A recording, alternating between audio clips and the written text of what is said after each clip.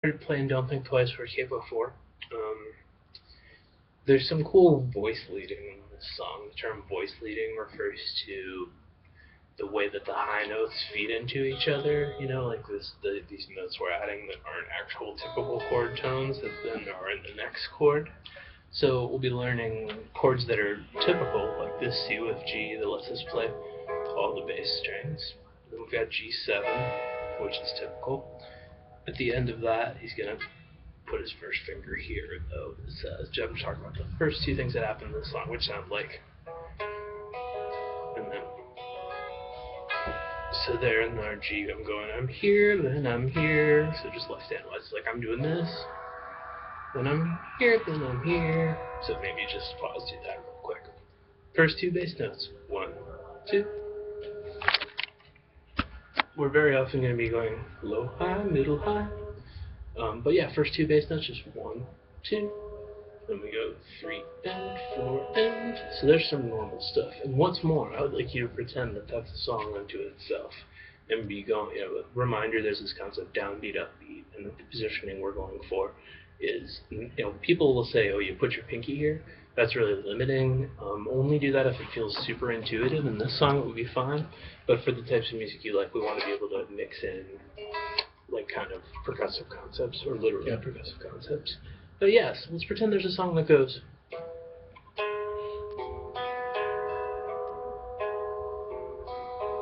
When there are many songs that actually go that way on purpose. And what I want you to do now is pause, go one good attempt.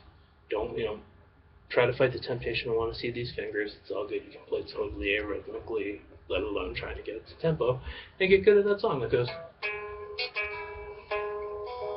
Cool. And there our bass note, the bass line is. Let's go. That's probably a week's worth of practice on itself, right? I don't know, bro. You can do it. You can do it in 15 minutes, but focused. Right. Not the looping. Again, it's like if you just do it twice more before your brain wants to loop it, it'll all happen. But yeah, cool. So our bass liner in this part, I'm gonna go low, middle, high. Okay. So just terminology wise. So we're going middle, high, low, high in this particular one. And that's 1, 2, 3, and 4. Cool. So section.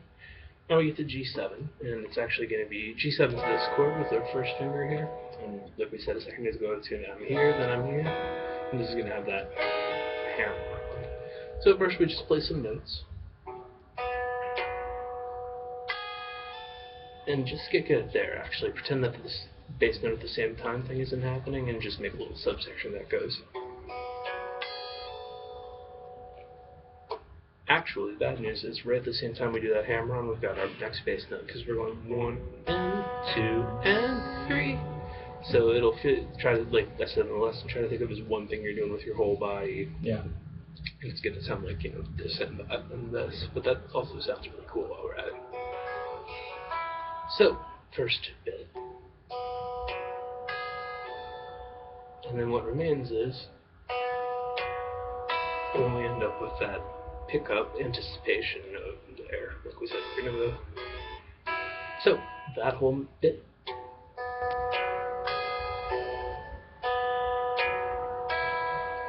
Cool. So far. Section. Please, even though that seems like a weird place to stop, I'd like you to stop now. You're already good at the first part where you really drilled technique, which is thinking about one chord. Get really good up to here. Subsection, no longer play that until you're good at the stuff that's on the second line, the A to. So yeah, we're gonna just make it. The only thing I'm just troubleshooting keep in mind, which is I learned that part, I want to do it, and then do this. So we're just gonna learn the second line and then do the whole thing. Second line, I mean, on the page. Cool. So left hand overview, we're gonna be going A minor, then our bass notes, which is G, which kind of sounds cool in the song while we're at it, and then we end up at F. And thumb note F, and then open. So our bass notes actually go. Excuse me. Like that. Cool. That was on the page. So here's us.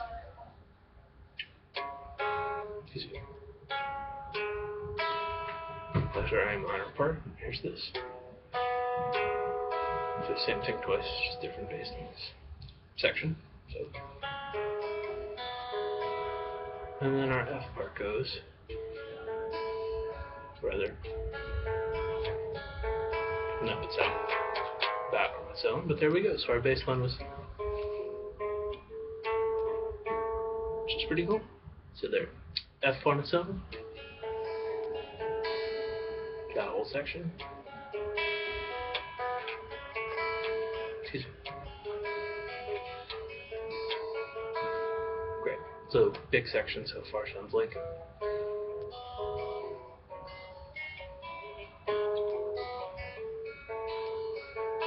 Cool. Section. Now the next part just goes C, G stuff, back to C. So if you get good up to there, this is going to be an easy layup compared to back there. So we're at about like 6 minutes here. So we do a weird, this is the C where we have to bar for a second and then go back to normal C. And that's what's going to happen here. Left hand overview first measure is on the C chord. So yeah, it's going to go.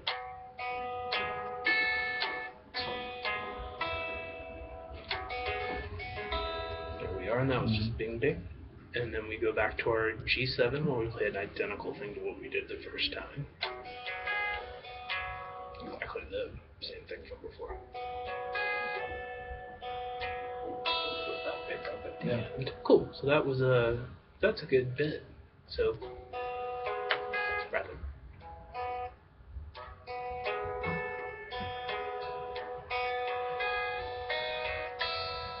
And then it gets easy from there. It's just C.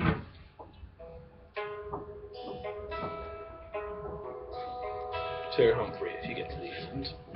This is just C/G stuff, and there we are. We've just gone. I'm gonna take a shot at the whole thing.